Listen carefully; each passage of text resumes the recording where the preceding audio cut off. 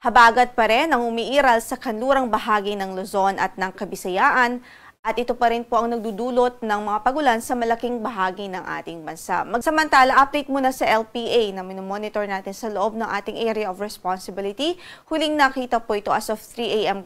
Kanina sa layong 1,190 kilometers east-northeast yan ng extreme northern Luzon. So, para naman sa pagtaya po ng ating panahon, asahan pa rin natin ang maulap na papawirin at mataas pa rin na tsansa ng mga kalat-kalat na pagulan at pagkidlat pagkulog dito po sa Ilocos Region, Zambales, Bataan, Occidental Mindoro, maging sa mga lalawigan ng Batanes at sa Babuyan Islands, maging sa Apayao Province, dulot pa rin ho yan ng southwest monsoon o habagat. Samantala sa natitirang bahagi ho ng Luzon, asahan natin ang bahagyang maulap hanggang sa maulap na papawirin at may tsansa pa rin ho ng mga localized thunderstorms in the afternoon or evening.